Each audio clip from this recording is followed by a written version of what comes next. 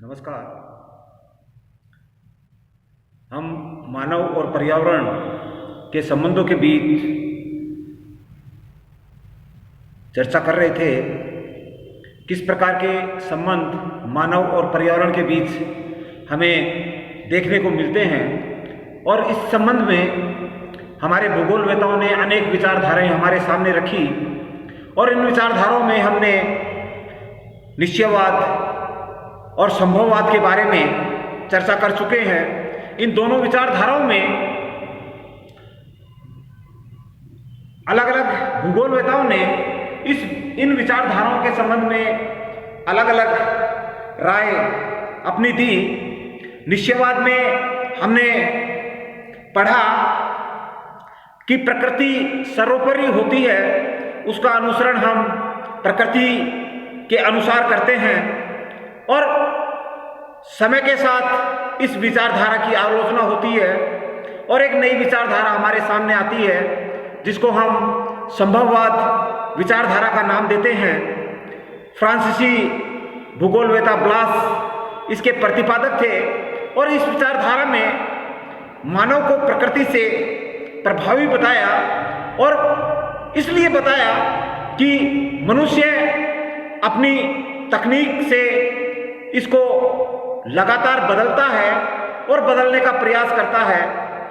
और इसी कारण हम देखते हैं कि मनुष्य ने जो प्रगति की है, तकनीकी विकास के साथ साथ मनुष्य ने प्रगति की है, और इसी आधार पर संभववाद विचारधारा के अनुसार हम प्रकृति के दास नहीं हैं। हम अपने हिसाब से, मनुष्य अपनी तकनीक के हिसाब से इस पर्यावरण को लगातार बदलता है और बदलता रहेगा। इन दोनों विचारधाराओं के पढ़ने के बाद में समय के साथ साथ दोनों विचारधाराओं से अलग विचारधारा हमारे सामने आई, जिसको हम नवनिश्चयवाद विचारधारा का नाम देते हैं। इस विचारधारा के अनुसार दोनों जो विचारधाराएं हमने पढ़ी, निश्चयवाद और संभववाद, दोनों के बीच का रास्ता इस विचारधारा में भूगोलवेताओं ने हमें बताया कि हमें संतुलित विकास करना है, ताकि हमारा पर्यावरण सुरक्षित रह सके और हमारी जो भावी पीढ़ी है वो एक स्वच्छ वातावरण, पर्यावरण उनको मिले। और इसी संदर्भ में हमारे सामने नई विचारधारा आती है, नवनिश्चयवाद, जिसका प्रतिपादन ऑस्ट्रेलियन भूगोलवेता ग्रिफिथ टेलर ने किया। इस विचारधारा को जब हम जानने का प्रयास करते हैं तो एक संतुलित विकास, यानी हमारे पास जो संसाधन है उसका हम संतुलित मात्रा में दोहन कर सकें और उसी के अनुसार हम अपना विकास कर सकें। इसके संबंध में हम कह सकते हैं कि मनुष्य को अपने निजी क्षेत्र में उपलब्ध जो संसाधन होते हैं उन पर आधारित होना चाहिए, और उनका उतना ही दोहन हमें करना चाहिए जितना हम उसको पुनः प्रकृति को लौटा सके। और इसी विचार को हम नवनिश्चयवाद या आधुनिक निश्चयवाद कह सकते हैं। ग्रिफिथ टेलर इस विचारधारा के जनक थे, जिसने इस विचारधारा को रुको और जाओ नियतवाद के नाम से इसको पुकारा। लगभग 20वीं सदी के मध्यावधि के बाद, यानी 1950 के बाद, ग्रिफिथ टेलर ने अपनी पुस्तक 20वीं शताब्दी में भूगोल पर इस विचारधारा पर विस्तृत वर्णन हमारे सामने रखा। और जब ग्रिफिथ टेलर ने नवनिश्चयवाद के बारे में हमें जो जानकारी दी और अपनी पुस्तक में 20वीं शताब्दी के भूगोल में स्पष्ट किया और इस तथ्य पर बल दिया कि पर्यावरण नियंत्रण की उपेक्षा नहीं की जा सकती, लेकिन इसके द्वारा निर्धारित सीमाओं में भी नहीं बांधा जा सकता। यानी हम पर्यावरण को नियंत्रित हमें करना चाहिए, लेकिन जिस प्रकार से आधुनिक समय में मनुष्य प्रगति कर रहा है, आर्थिक विकास कर रहा है और भौतिकतावाद की ओर लगातार बढ़ रहा है, तो उसकी एक सीमा होनी चाहिए जिससे कि हम संतुलित विकास कर सकें। इस संदर्भ में ग्रिफिथ टेलर अपने विचार हमारे सामने रखते हैं और वो बताते हैं कि मानव किसी देश के विकास की गति को तीव्र कर सकता है, बढ़ा सकता है, उसको कम कर सकता है और उसको रोक भी सकता है, अवरुद्ध कर सकता है। लेकिन यदि वह विवेकशील है तो उसे प्राकृतिक वातावरण के जो निर्देश हैं उससे दूर रहकर ऐसा नहीं करना चाहिए। यानी मनुष्य अगर विवेकशील है तो अपने आने वाली जो पीढ़ियां हैं, आने वाला जो समय है, उसके अनुसार मनुष्य को अपने विकास को गति देनी चाहिए, एक संतुलित विकास टेलर के अनुसार करना चाहिए। और इसी आधार पर ग्रिफिथ टेलर ये बताने का प्रयास करता है कि जैसे हम प्राकृतिक वातावरण या हम अपने प्रकृति में जो संसाधनों का दोहन करते हैं, किस प्रकार से हमें संसाधनों का दोहन करना चाहिए, ये हम देखते हैं। बड़ी मात्रा में हम संसाधनों का दोहन करते हैं, कुछ संसाधन समय रहते खत्म हो जाते हैं, कुछ का हम लगातार दोहन कर रहे हैं। और इसी आधार पर मनुष्य जो विकास कर रहा है, इस आधार पर ग्रिफिथ टेलर ये बताता है कि मानव किसी बड़े शहर के वातावरण नियंत्रण के समान है और जो गति को परिवर्तित तो कर सकता है, किंतु उसकी प्रगति की दिशा को वह नहीं बदल सकता। यानी इसी विचार को उन्होंने रुको और जाओ नियतिवाद का नाम दिया।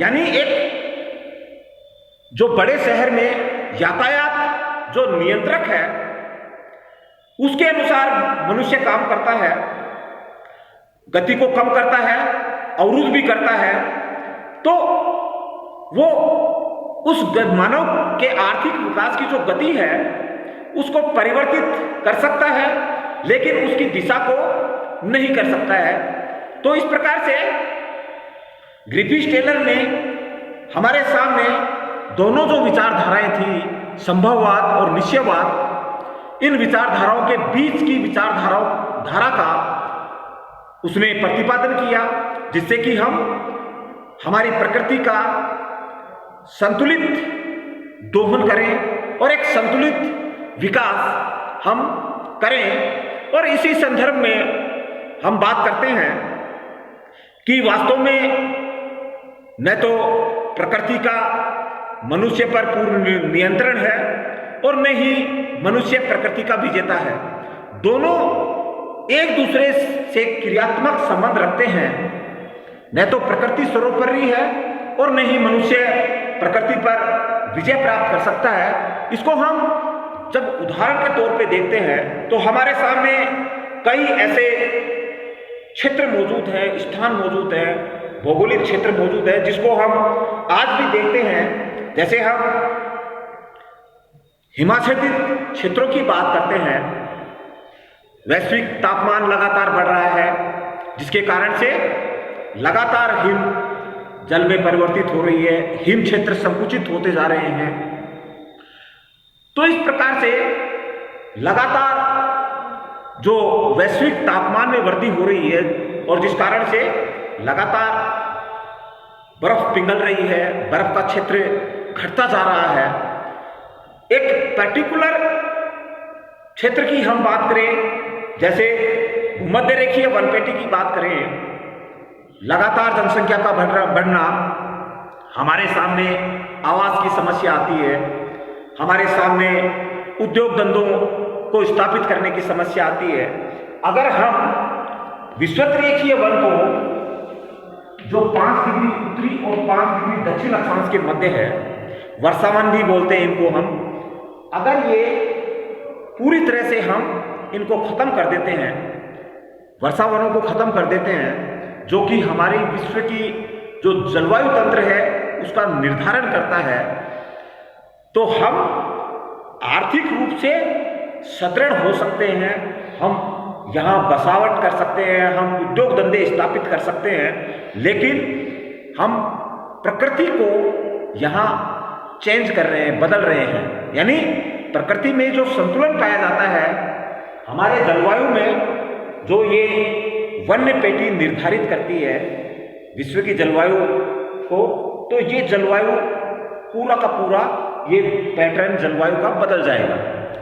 तो कहने का तात्पर्य है, मनुष्य अपने आर्थिक विकास को महत्व देता है और महत्व देने के कारण लगातार हमारे पर्यावरण को बदल रहा है, जबकि ऐसा नहीं होना चाहिए। क्योंकि मानव उन्नति के लिए, इस विचारधारा में मानव उन्नति के लिए यह आवश्यक है कि मनुष्य संबंधों का उचित विश्लेषण इस मध्य मार्ग द्वारा संभव है। यानी कि मनुष्य और प्रकृति के बीच में जो संबंध पाए जाते हैं उसका किस तरह से हम विश्लेषण करें, किस तरह से उनका हम अध्ययन करें, ताकि हम पर्यावरण को और मानव दोनों को सुरक्षित रह सके। दोनों में आपस में संबंध देखने को मिलते हैं, एक दूसरे पर आधारित होते हैं, तो इस आधार पर दोनों में क्रियात्मक संबंध पाए जाते हैं, मनुष्य और पर्यावरण में। तो दोनों को आधार मानकर दोनों को हम जो संबंध पाए जाते हैं उनका क्रियात्मक विश्लेषण हमें करना चाहिए। लेकिन विश्व के जो अर्थशास्त्री हैं यह मानते हैं कि जिस प्रकार से जनसंख्या में लगातार वृद्धि हो रही है उस पर अंकुश लगाना संभव नहीं है। यह जरूर है कि वो लगातार हम उसको कम कर सकते हैं। जैसे जैसे हम तकनीक का विकास कर रहे हैं, जैसे जैसे हम नए 21वीं सदी में जा रहे हैं, कुछ देशों में जनसंख्या वृद्धि पर नियंत्रण हुआ है, लेकिन अधिकांश देश आज भी जनसंख्या वृद्धि की जो समस्या है उसको भुगत रहे हैं। तो हम जैसे जैसे जनसंख्या वृद्धि हो रही है, संसाधनों का जो उपयोग है उस पर अंकुश नहीं लगा सकते। इसी आधार को हम मानते हुए ये कह सकते हैं कि मानवीय विकास के लिए आर्थिक संभावनाओं के बढ़ते क्रम को नहीं रोका जा सकता। ये विश्व के जो अर्थशास्त्री हैं वो ये कह रहे हैं कि जनसंख्या जिस प्रकार से बढ़ रही है तो उसी प्रकार से संसाधनों का जो दोहन है वो लगातार बढ़ रहा है। लेकिन श्रेडर नामक भूगोलवेता इस नवनिश्चयवाद का समर्थन करते हुए अपनी पुस्तक the foundation of geography in the 20th century में लिखा है कि विज्ञान का आदर्श दबाव न होके समन्वय होना चाहिए। यानी हमारे जिस प्रकार से आर्थिक दबाव, राजनीतिक दबाव हमारे ऊपर आ रहे हैं, हम संसाधनों का दोहन कर रहे हैं, तो ये न होकर एक समन्वय हमारे प्रकृति और मानव के बीच में होना चाहिए। और हमें मानव भूगोल का नारा प्रकृति विजय या अधीनता न होकर इसके साथ सहयोग होना चाहिए। यानी हमने पहले भी कहा प्रकृति सर्वोपरि है या मानव सर्वोपरि है, इस नारे को छोड़कर हमें यह कहना चाहिए कि हम प्रकृति के साथ हम सहयोग करेंगे और एक संतुलित विकास हम करेंगे। तो इस प्रकार हमने तीनों विचारधाराओं को पढ़ा और तीनों विचारधाराओं में अलग अलग समय के जो भूगोलवेता थे उन्होंने अपने विचार इन विचारधाराओं के माध्यम से हमारे सामने रखे। लेकिन हम भूगोलवेता होने के नाते यह कह सकते हैं कि हम प्रकृति और मानव के बीच में जो संबंध है वो एक स्वच्छंद संबंध दोनों के बीच में होने चाहिए और संसाधनों का दोहन एक उचित मात्रा में होने चाहिए ताकि हम संतुलित विकास कर सकें, संतुलित प्रगति कर सकें और इसी आधार पर हम नवनिश्चयवाद को आज पढ़ा। Thank you.